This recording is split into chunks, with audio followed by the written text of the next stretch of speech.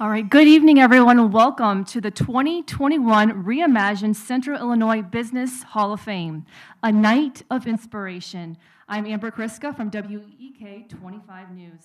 And on behalf of Junior Achievement of Central Illinois, we are delighted for all of you at home logging on to share in the celebration and recognition of our teacher and our volunteer of the year, as well as the induction of 3 deserving laureates into the Central Illinois Business Hall of Fame.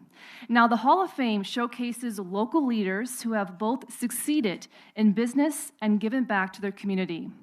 It's my pleasure to serve as your MC tonight alongside Bruna Tavares, JA alum and University of Illinois Chicago student. Hello, lady. Glad you're next to me. Thanks so much, Amber. I'm excited to be here with you in supporting junior achievement. Before we get started, I'd like to tell our virtual viewers to check out our Hall of Fame virtual swag bag.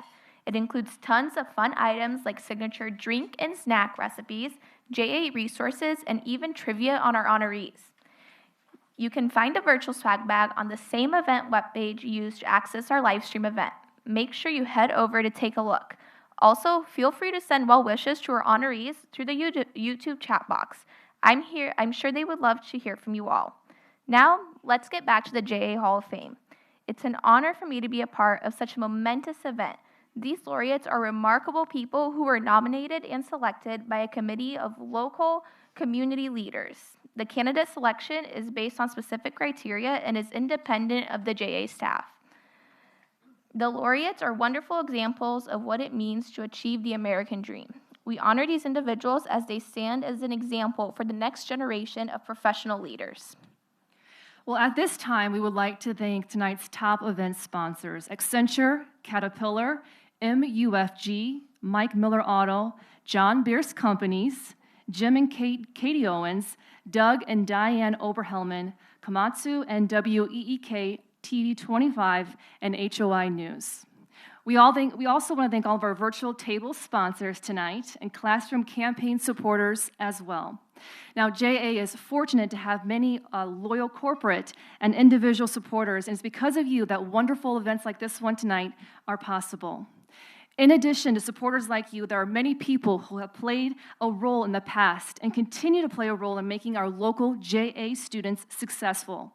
So we would like to take a moment now to highlight several groups of individuals, JA board members, and Hall of Fame cabinet members, JA teachers and volunteers, Hall of Fame laureates, and last but not least, our local JA staff. Thank you so much for making a difference in thousands of students' lives. So many would be surprised to know that behind the scenes, more than 600 volunteers are coordinated with a comparable number of teachers to impact nearly 18,000 students with JA programming at no cost to the schools in 11 counties by a small but mighty team of just 6 staff members. That's incredible. So clearly, JA is dedicated to changing the lives of young people. Concerns over financial insecurity and economic disparity can lead to a loss of hope for today's young people. So let's take a moment to watch this JA video to learn more about what students are thinking right now. Please welcome tonight's presentation, What I Want to Do When I Grow Up. When I grow up. I don't want to live paycheck to paycheck. I don't want to cry when paying the bills. When I grow up. I don't want to be turned down for a business loan. I don't want to borrow a lot for an education. And then not know what to do with it. When I grow up, I don't want to be paid less. Told I'm underqualified. Or overqualified. When I grow up. When I grow up. I want to know how to save for my future. Find a job I like. And start my own business. When I grow up. I want to know how to provide for my family. And invest in my community. And make a difference. When I grow up. When I grow up. When I grow up. When I grow up.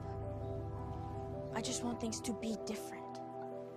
At Junior Achievement, we promote economic empowerment through education, but we can't do it alone.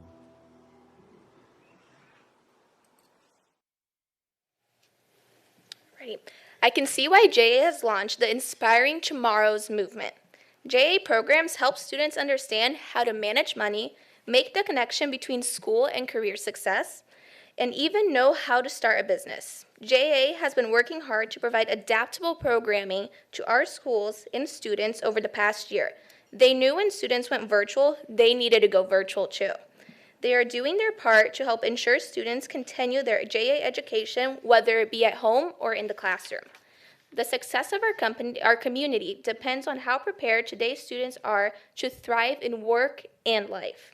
JA continues to empower the next generation to succeed by teaching them how to manage their money, be ready to enter the workplace, and to think innovatively.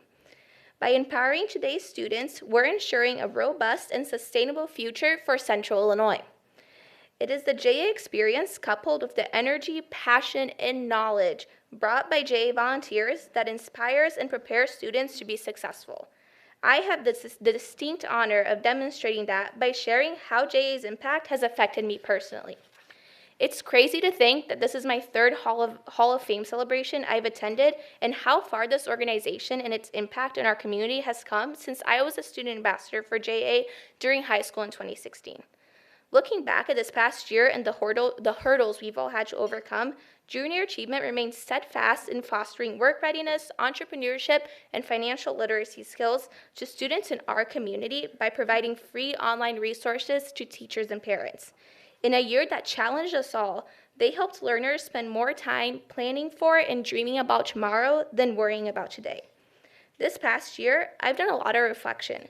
In fact, this exact week a year ago, I went from being a college student at the University of Illinois in Chicago and an e-commerce marketing intern at a cruise company to continuing my education virtually from home here in Peoria and starting new internships at an education software company, a Big Four consulting firm, and a federal agency. As I reflected on how my path has changed, I thought about what has helped me to be successful during this pandemic that turned all of our lives upside down. And I can undoubtedly say junior achievement built the foundation that's helped me remain steadfast as a learner and in my career. To me, JA isn't only a program I had to do from first grade through high school. It represents the American dream. You see, I moved to Peoria when I was in first grade, knowing zero English. I knew that my family has sacrificed a lot to build a life with more opportunities here for us. Junior achievement gave me the knowledge and tools I needed to take advantage of those opportunities that I've been given. It gave me the finance and economics foundation to help me make the right decisions in my personal life and in my career. It gave me the soft skills I needed to create meaningful relationships, and most importantly, it taught me that with an entrepreneurial mindset, I can achieve the American dream. I've seen that same mindset in every single junior achievement volunteer and teachers in the classroom, every Hall of Fame laureate, and in everyone that's supported junior achievement. No matter how you've supported this organization in the past, I promise that you've not only contributed time, energy, and resources, but you've also served as an inspiration to thousands of bright-eyed students like me in our community. Every learner you've supported has their own American dream. It can be starting their own business, being able to provide for their families, pursuing higher education, or working at a Big Four accounting firm. No matter what it is, junior achievement teaches students that the opportunities are infinite. JA has helped thousands of students achieve their dreams, and it can only impact thousands more with your help. I'm lucky to have had these experiences, and there are thousands of other students in our communities who also deserve that chance. Our communities, to acquire the skills JA provides every year, the JA of Central Illinois Board of Directors and JA staff set aggressive goals to provide the most impact to local JA students. In order to meet the needs of the thousands of students JA serves, the Junior Achievement of Central Illinois Business Hall of Fame serves as a platform for a fundraising campaign driven by a community of JA board members, staff, and local community leaders. This campaign is still underway, and we are extending this opportunity to join our current supporters and help us reach our goal of $280,000. At this time, our campaign has raised just over $260,000 already. We're almost there. We're making giving easy this year through our text to donate option. To make a gift, get your cell phones out and text the word CENTRAL to 50155. That's the word CENTRAL, CENTRAL, to 50155.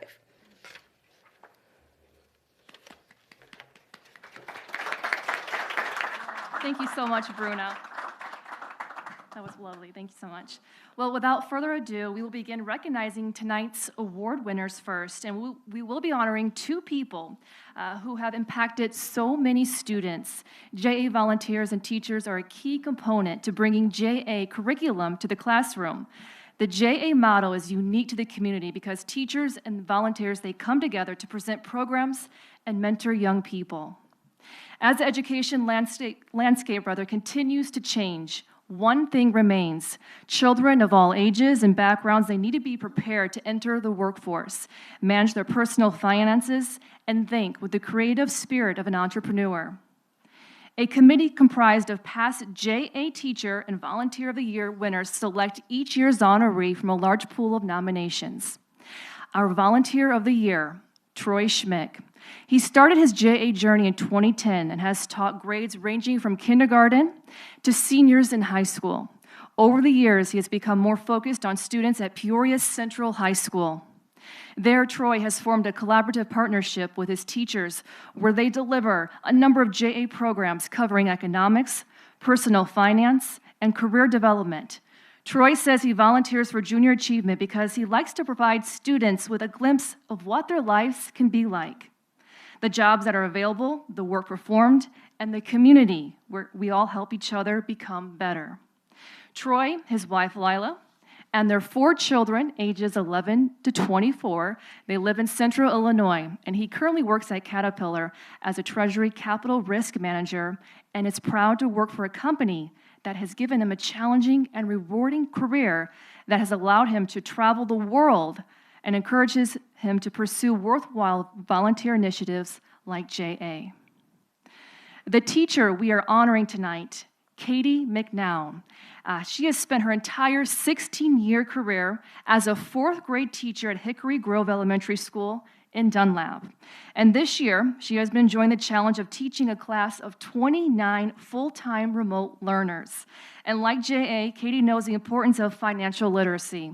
Although this school year has been different, right? Her class traditionally centers around a McNown Town theme. She has a classroom economy in which students can earn McNown cash. Students each have their own wallets and can earn cash for things like good behavior, extra effort, and showing kindness. I like that. Cash can be spent on a variety of experiences, and one of her favorites is the opportunity to sit as Mayor McNown's desk for the day. In McNown Town, every student has a classroom job to keep the town running smoothly, and they take great ownership of this responsibility. So let's now hear from our Volunteer of the Year, Troy Schmick, and Teacher of the Year, Katie McNown.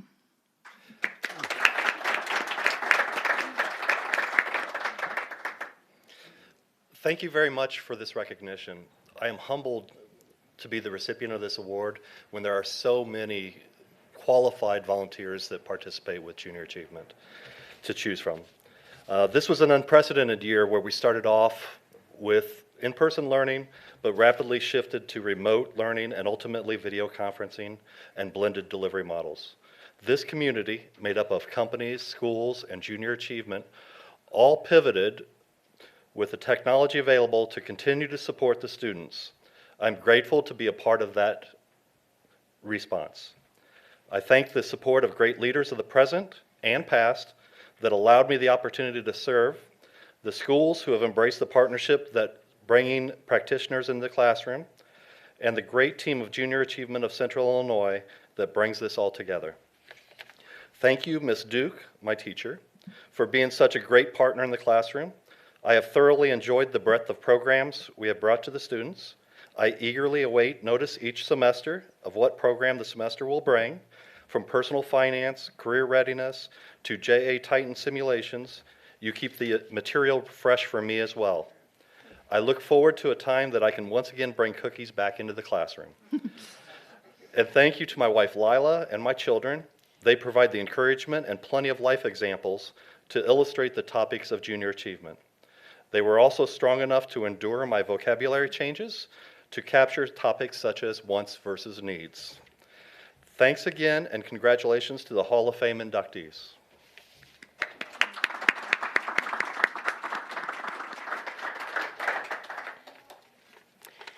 As teachers, we are always trying to make learning relevant for kids. We try to bring the real world into our classrooms and somehow get our classrooms into the real world. Teaching for me, though, is all about making connections, whether it's fostering connections that students make with each other, with me, or most importantly, with the real world. With a name like McCown, marrying into a name like McCown, I had no choice but to create a classroom theme of McCowntown. McCowntown is centered around a classroom economy where every student has cash, wallets, jobs, etc.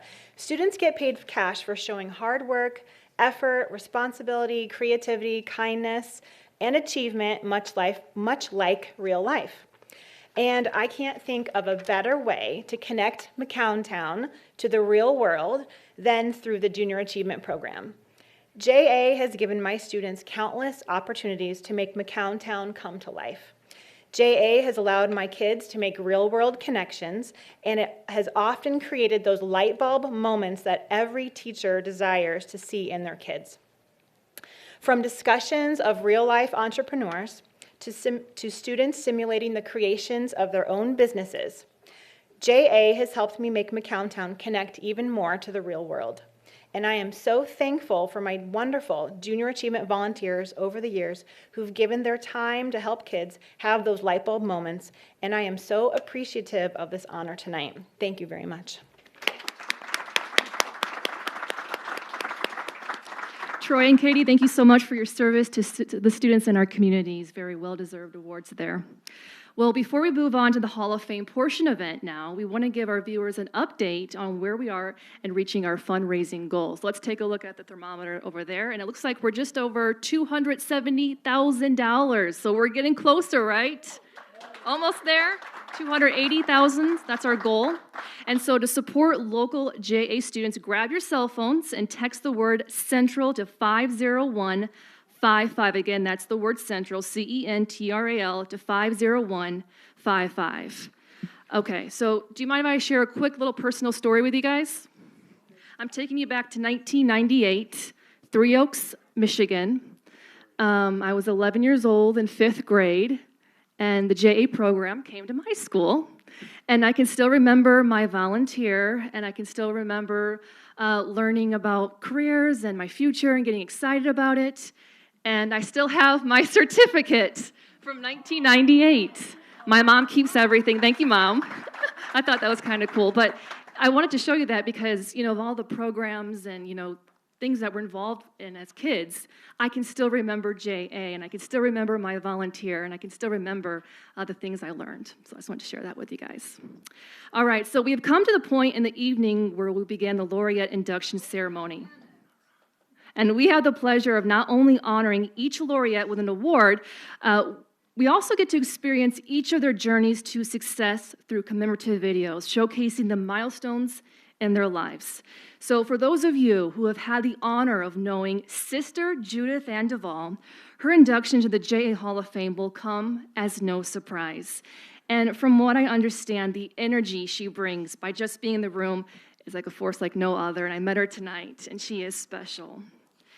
So join me in watching this video of one small-town girl who grew up to make an impact on hundreds of thousands and likely millions of people in the Midwest as an instrumental leader for OSF Healthcare. Enjoy this tribute video followed by remarks from Sister Judith Ann. God, our wonderful Father, be with us during this interview, and may your truth be spoken and your love be made known in whatever way you wish. Sister Judith Ann Duvall and I serve as a major superior for our religious community, the Sisters of the Third Order of St. Francis. I also have the privilege of being chairperson of the OSF boards. I grew up in a very small rural community, St. Genevieve, Missouri, and I had 3 brothers and 1 sister. We had 1 bathroom for all of us. I tell you, we dashed to be the first one in because otherwise you were dancing outside the door waiting to get in. I was a tomboy growing up. I was swinging on vines, climbing trees. I was involved in sports, any kind of sports, especially track. My dad was really instrumental in helping to get a swimming pool in our area. And then when I turned 16, then I actually got paid and lifeguarded. And then I can remember so clearly that I was in 5th grade. I said, God, help me to be good, to love you always, and when I grow up, make me a sister. I think my parents saw that. Never ever did they discourage me.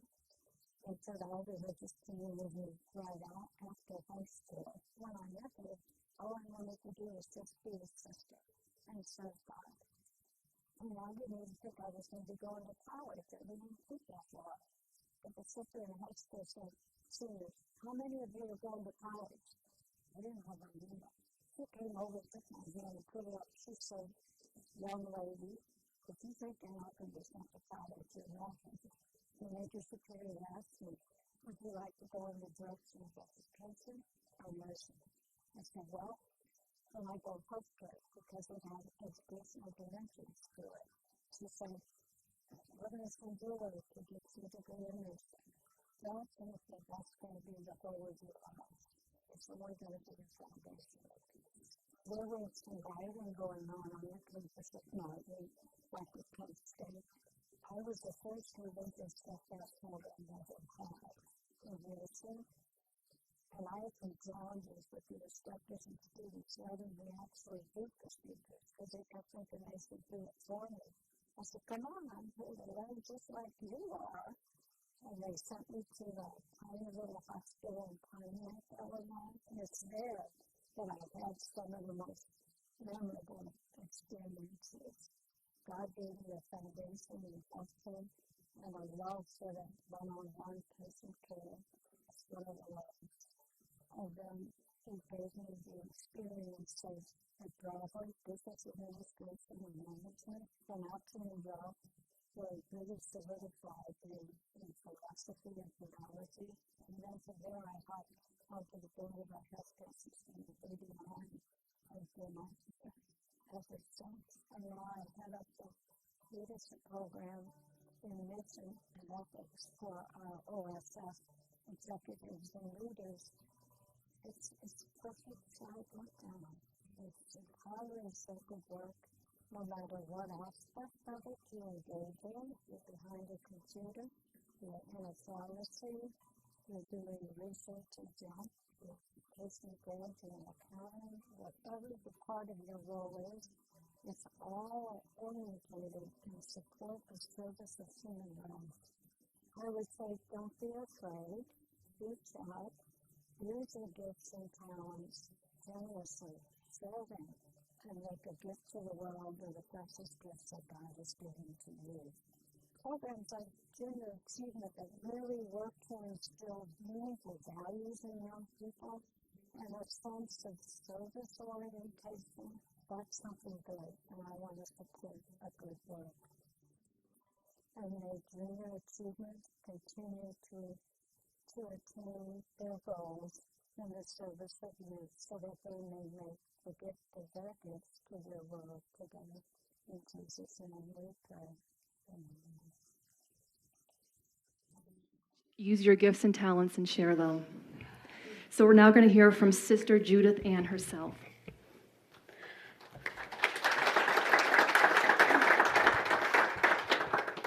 I really do want to thank Junior Achievement for this recognition and induction. And I think probably lifting me up is reflecting recognition and appreciation for our community, the Sisters of the Third Order of St. Francis, who through our OSF healthcare system has had the wonderful privilege of serving our community and so many communities for now over 143 years. That's our greatest contribution and privilege, is to be here for our community and to serve them in the Spirit of Christ, wherever they need to be served and whatever venue fits them best. And you know, we could never have accomplished all of this good work over so many years if God hadn't sent so many wonderful individuals to us to join our sisters in that good work. I want to lift up Junior Achievement, and I want to thank them for forming youths on the bedrock of solid values and cultivating hearts that are focused on service. What an important investment we make in our community to help ensure the integrity of our society going forward. Youth are precious gifts from God, and they represent, don't they, new life, new energy, fresh eyes upon our world, and they have the potential to make a significant difference in the quality of our world and the future generations if we give them those opportunities. I believe we do really need to nurture them, to cherish these precious gifts, to encourage our youth and our young adults to bring their unique contributions to bless our world. And it's so, so important that we be very intentional about passing on to them time-honored values and beliefs that will form a solid foundation for them and moral integrity to build their future on. And Junior Achievement is about that important work. It's not difficult for me to be passionate about something that I believe in so strongly. And you know, with our children's hospital, I have seen unbelievable courage in children dealing with life-threatening conditions and diseases. Lives that inspire people of all ages. They are so very, very brave. They are profound teachers of the lessons of life that they have to face at a very young age. So thank you, Junior Achievement. Thank you for all that you do, and I'm so privileged and blessed to be associated with you, and that together share with you that important work that recognizes human life, wants to lift it up, and give it its best chance for a wonderful and unbelievable future that will bless so many lives and will give God honor and praise as well. Thank you. God bless you.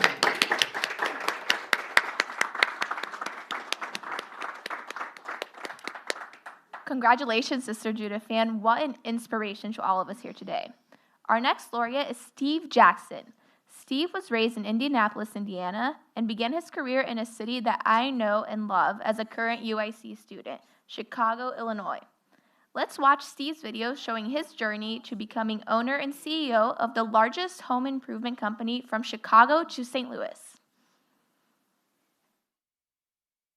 Kids in the audience, raise your hand if your burning desire is to be in the home improvement business, right? And it's kind of tongue in cheek, but the answer is always the same. There's no hands. They go up.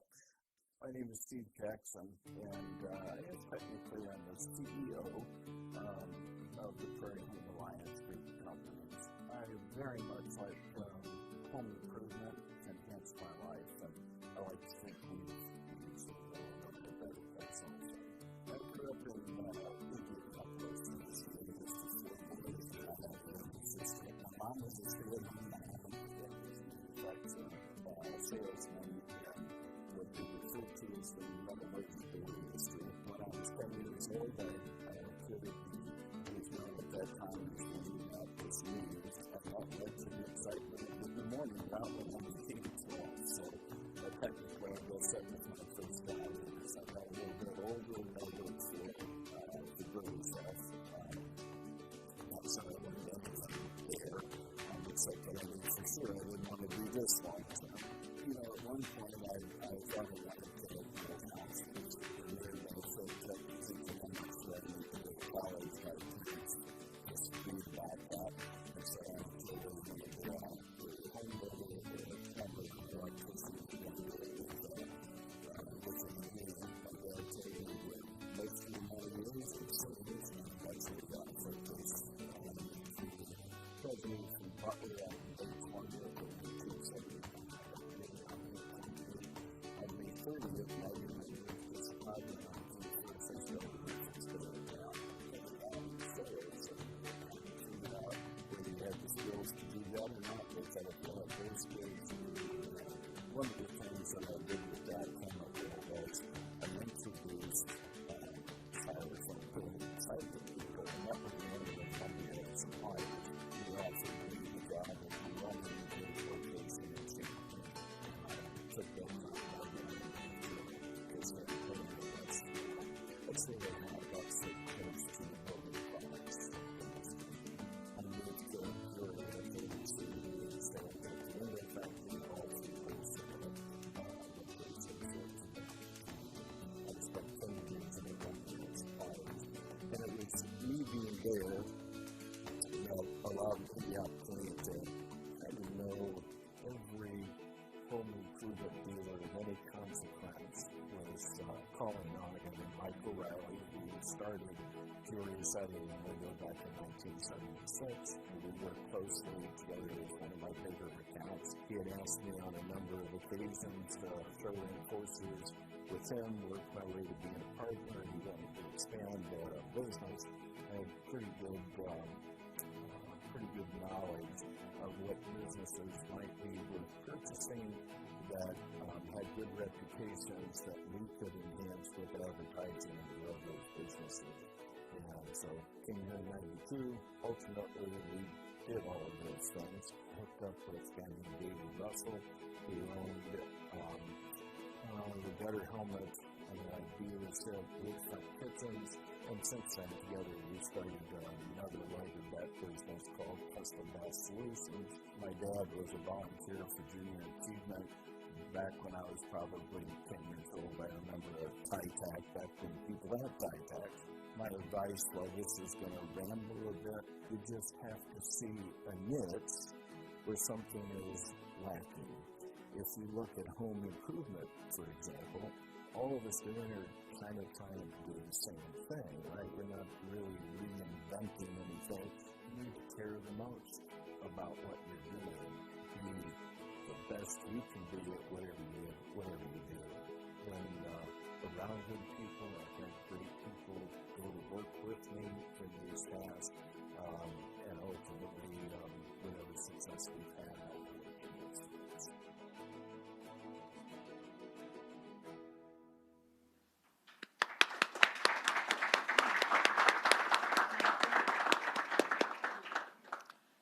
What an amazing story. At this time, it's time for us to hear from the laureate himself, Steve Jackson.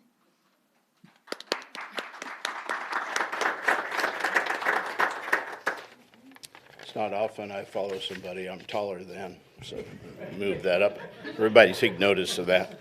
Thank you. You know, it's an honor to be selected and inducted in Junior Achievements Hall of Fame. It's an extra special honor for me this year, because of the other two folks that are being inducted with me. I think often about, you know, the teeny role I play in the community, and you want to compare that to Sister Judith Ann's role or to Doug's role. I'm thinking, not positive I should be standing up here accepting this award, but I can tell you I'm thrilled to be doing it. The only thing I would ask is if I can drop your names in the future, so that, you know, maybe with Doug it's as simple as, you know, Doug and I have received a lot of the same awards, or if it's you, sister, it's going to be, I know she's going to heaven, so maybe, you know, there's a shot for me. But seriously, there are so many people that I have a debt of gratitude over the years, and you know, first and foremost are my wife Maggie and my three sons, two of which work in the business with me. I couldn't be more blessed in terms of who my parents were and what my family has developed into. There are dozens of people along the way, whether those were teachers or coaches or friends, that have had a significant impact on my life.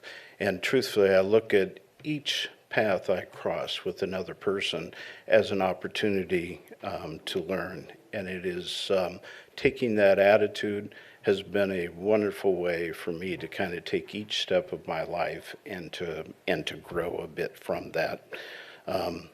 I'm grateful to the next generation of leadership at the Prairie Home Alliance. It's coming together nicely. My sons will be part of that. Another person that's with me here tonight, her name is Tony Weller. She'll be a big part of that. She's my general manager today, and it would not be right to not acknowledge her, because there's a little work that goes along with this award, things that you need to do.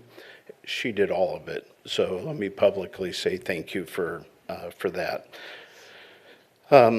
I need to thank my friends for the donations they've made to honor me and to help continue the mission of Junior Achievement. And I want to spend just a minute on Junior Achievement. Their mission really is to inspire and prepare young people for success. And I'm sure as that preparation is being done, that teaching is taking place. They're teaching integrity and honesty and honor and loyalty, confidence, you know, the confidence to fail. It takes some bravery to do it, and it's not about the failure, because that's really the learning experience that leads to the next step of success. You know, work ethic, my dad told me at some point in my life, you know, I think you're of average intelligence, but you work harder than most people I know. So that was my motivation to go out in the world and do as much as I could with what I had. But if I had the opportunity to teach today, I would offer this. I think the world is more complicated today than it's been during my lifetime. And I'm sure there have been other times, but not ones that, part of me have become part of me after I've lived pretty sure I'm not going to live to be 128, so I'm pretty well past middle age. But in these times, they become so difficult because people have forgotten about forgiveness and reconciliation. And so many times people are judged by their worst moment, like that's their whole book of work. And I don't want to get into buzzwords of cancel culture and that sort of thing, because it's really not what I'm talking about. But it is, there is so much anger directed at one another, and whether it's politically or economically, I truly believe we need to pray for God to straighten this out. And we need to not forget all of us are broken to some degree, and that it really takes each of us trying to be the best version of ourselves. That's not a lecture, that's just what I have learned over the years. And it helps me try to keep in mind to leave each person, not sure that I do this, but to leave each person better off than how I found them. Little tiny things, and doing it the best that I can. So I'd like to say thank you to all of you. I'd like to congratulate Sister Judith Ann and Doug, and tell you that I believe in junior achievement, what they stand for, and I haven't been there in the past for them because truthfully nobody ever came calling, but I'll be there for them in the future. So God bless you all. Thank you.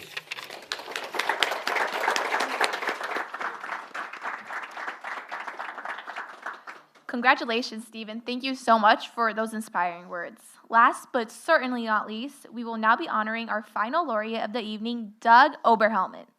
Like Sister Judith Ann and Steve, Doug has a journey of his own.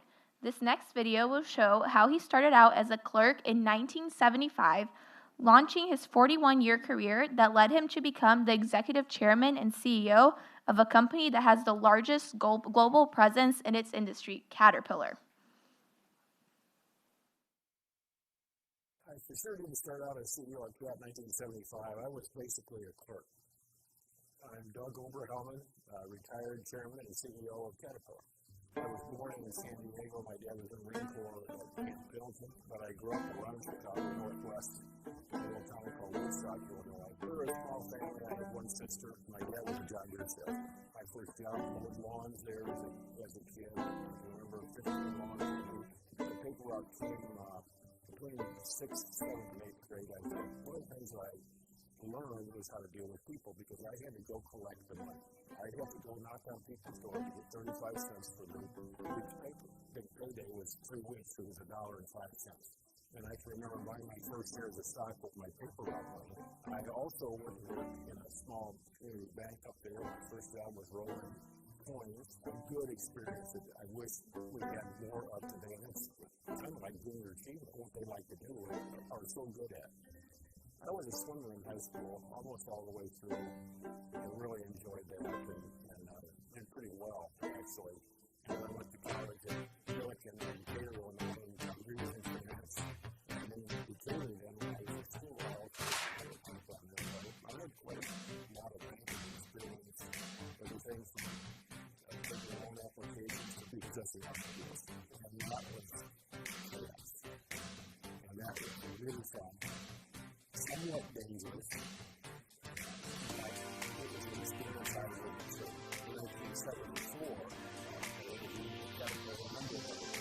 when I got that offer that I couldn't believe it. I came to work in June of 1975, and I thought, boy, this is where I got my first paycheck. And now I can pay off my student loan. And that was the biggest thing I could think of. I had one of these cars, and I could pay off my car. The very first job was the worst job I had out of all of my assignments all over the place.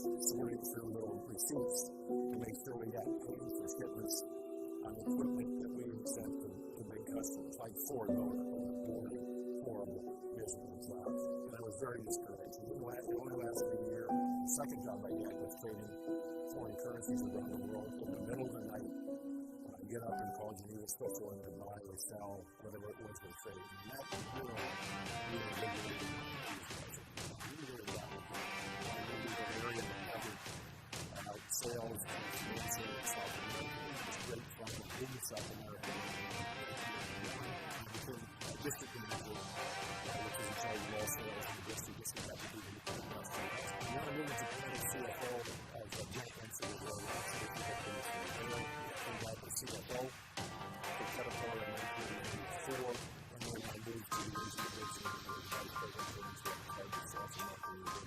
people ask me all the time, when did you first think about becoming a CEO? When I came to Florida in 1975, I don't think I was going to be a CEO yet. And it really wasn't until I became a group president in 2000 later on. I thought there were about 6 or 7 of us in the executive office that are doing the meeting with the next time. I thought, well, you know, it's good go. And sure enough, it worked out so well. I'm very proud of it. Happy to do it. When you become CEO, a lot of things change. The first thing that changes is there's nowhere else to go for advice. So you suddenly realize that the clock stops right here, and that's a realization that happens. So the best way to get an advance on everybody else you're competing with, a little tip we can draw, maybe volunteer for more experiences, maybe a little more raw ambition, maybe volunteer for an extra project that the others don't. Maybe, in my case, maybe moving overseas, helping something different. You really set yourself apart. It all starts with education and experience. And if you can get that at an early age, as broadly and quickly as you can, you're going to delineate yourself from everybody else. The biggest thing that people would be surprised about is I'm a gardener at heart, and my wife and I make dill pickles every summer. Another thing people probably don't know about me is I enjoy welding. The Caterpillar welders would not be proud of my welding, and it gets it done. Well, I'm most proud of my wife, by far. A very successful person, extremely famous, well known to everybody, more famous than I am, and will be, and hugely successful with her company, what she's done and built by her own hands over her career as well. So I'm very, very happy about that. I'm very proud of her. She's in the room, I can tell you.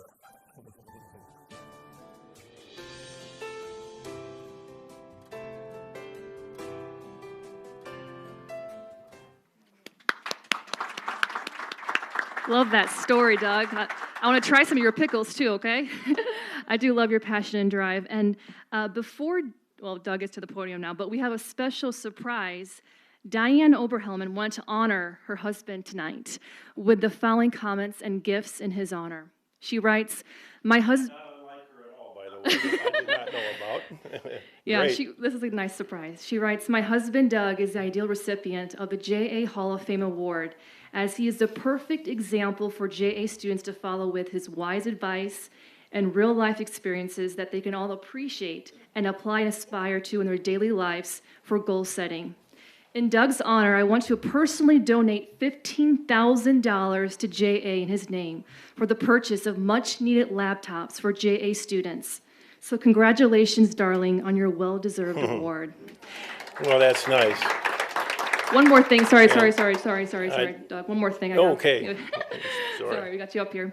But this gift, in honor of Doug, will kick off our JA BizTown Capital campaign.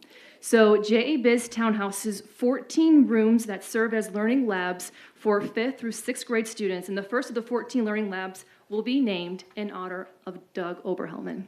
And this gift will also provide laptops to each of the 14 learning labs, all 14.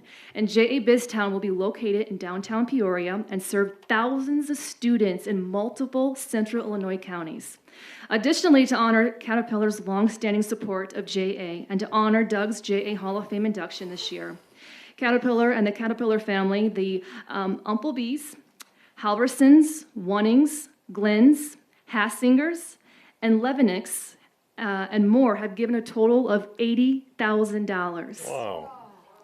But unfortunately, Diane was unable to be here tonight, but just what an incredible way to, we can feel her presence here through this kind gesture.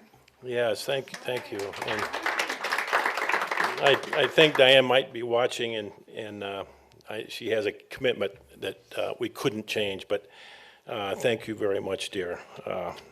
Kind of took my breath away here. I'll have to regroup a bit, but thank you, Amber, and Bruna, muito obrigado, and parabéns. Thank you, JA, as well, to be up here with my fellow recipients, inductees. I've always said, and many of you have heard this, and Sister knows this story, but if you only believe in one angel on earth, if there's only one, she's sitting right there. And I've seen her descend from a helicopter. on a rope in downtown Peoria. I've seen her ascend into the heavens in my dreams.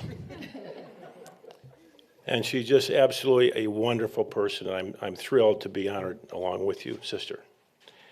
And Steve, totally successful. You can't go a day, I can't go a day without seeing his business and how successful it is somewhere, either a sign in the yard where he's doing something or television advertising. And what a story. I didn't realize all that story, Steve, until you told it in the movie. That's J.A., that's self-made person right there. It's an incredible, successful story, and I congratulate you and thrilled also to be inducted with you. I'm also happy that J.A. could make their numbers this year in a very difficult year for all of us in Peoria worldwide as well. I think all of us a year ago today could not have dreamt where we would be today. The bottom just kind of dropped out. But when you look at what's happened in the Peoria area, as usual, Peoria stepped up. And almost all of our organizations in town have done pretty well. And that's because we all stepped up to support them and kept them strong. And here JA is making their numbers. So I just absolutely congratulate all of you and everyone for making that happen. And then today, I had a good day today in retirement. I spent the entire day in one of my cat machines, and I had the radio turned down, so I was contemplating a lot of things, but I was contemplating JA, and I thought, you know, I'd think a little bit about junior achievement and capitalism, because capitalism is what we're about, and some of us like it a lot, and some of us don't like it. But JA is the building block of capitalism and the system that we have that affords the opportunities in this country to do what Steve has done, to do what Sister has done, and all the laureates on the page on that long list. And JA is such a key, critical piece of that. And I think it's about education and opportunity. And I said in the movie, experience. And the earlier you can get that, and I saw that with Steve and I saw that with Sister, chances are you're going to be ahead of everybody else running with you. And that's the beauty of our system. Unfortunately, capitalism is a little bit under duress right now, and has been. And for some good reasons, I think. We're leaving too many people behind, and a lot of those people now in the second and third and generations before that aren't feeling that this is helping them and getting them where they want to be. JA can fill that role and must fill that role. We all have to find a way to make sure that we continue the education about capitalism, about why it's good, about how this country got here. And JA can play, I think, a very critical role in that. Troy and Katie, I congratulate you for spending your time on giving back like this, teaching. I'm not a good teacher, so I tip my hat to both of you for being able to do that. Teaching is not something that comes natural to me, but I recognize when others do, and I can recognize good teachers. Obviously, Diane and I support Peoria an awful lot. We are here and will be here. We don't have another home. This is where we're going to live and invest and live out the rest of what I hope are very long lives. We've been around the world, and as I mentioned, Peoria is a giving community. And there's a lot of giving communities in the country, not in the world so much. It's a unique thing to America, again, giving back. Not unique, but it's very unique the way we do it and the amount of which we do it. And again, JA is part of that. So our family foundation that we formed a couple years ago is concentrating on three things: cancer, kids, and conservation. And that's where we spend our time and kind of those three large areas of focus. So I didn't know Diane was going to do it, so I'll modify my thinking a little bit, but I was going to offer junior achievement in the area of, I'm not quite sure because I haven't talked to anybody at junior achievement about this, but something to do with advertising its educational process around capitalism and why we have to be sure this continues for future generations, and then attracts those that are disadvantaged into junior achievement. So I'm going to up my wife, and I would offer junior achievement a $25,000 gift for, thank you, for a program. This would be unrestricted, but it would be focused on going after disadvantaged children. I know you have programs to do that, but of all kinds, all race, color, and creed, it doesn't matter. Disadvantaged people, to be focused, to draw those people in and teach them why this is so important, that we have to carry this on for future generations. And that was one of the things that I contemplated today in my wonderful cap machine as I was out there moving dirt early in March, which was wonderful. And I do that an awful lot these days, which has been great. But I do, again, congratulate Sister and Steve. I congratulate JA for what they're doing and all the volunteers and bringing what is so important, a piece that's so important to our system and our success in this as a country. And that's basic building blocks of capitalism at an early age. So thank you very much. Very nice being with you here this evening. Wow, thank you so much, Doug. I think it's time to check in on our thermometer now. Look at that. 290,000, but now at that 25,000, more than 300,000. Woohoo! And for everyone at home, we do have a very small group of individuals here, as you can hear a little bit, who are social distancing. And I'd like to invite all of you in this room right now to make a contribution to support JA students if you are able to do that. And just a reminder, what this money will do, we'll be able to provide JA to hundreds of classrooms and thousands of students. So thank you again to all those who have made a gift tonight. And what a fantastic way to wrap up this evening. We reached our goal, right? Well, it's been such a pleasure to host the 2020. Oh, we've got someone. Oh, is this Rita Kress? Yes. Rita, would you like to come up? I will, but I can do it from here, too. Okay.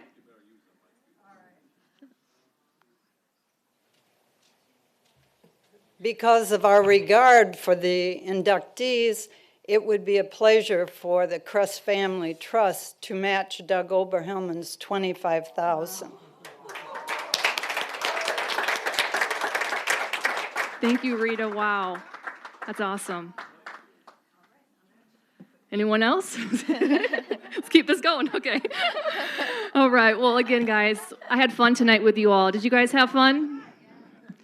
Thank you, Bruna, for being my co-host this evening, and we both found ourselves very inspired by the words of our laureates. And I can say that I'm optimistic about the future of our community, knowing that there are students like you ready to be our next leaders. And to all the students watching, you have JA's ongoing support to help you believe in your future and help build your proficiency to ensure your dreams become a reality. Just know that there are so many people who care about you and who are rooting for you. Thank you again to our sponsors and at-home supporters. If you have not made a gift in support of Junior Achievement students yet tonight, I encourage you to make your donation now to help JA continue bringing $342,000. Wow. That's awesome. And again, finally, congratulations to our 2021 laureates, Sister Judith Ann, Steve and Doug, as well as Katie and Troy, our teacher and volunteer of the year. Thank you again so much for joining us. We hope you can all be with us next year.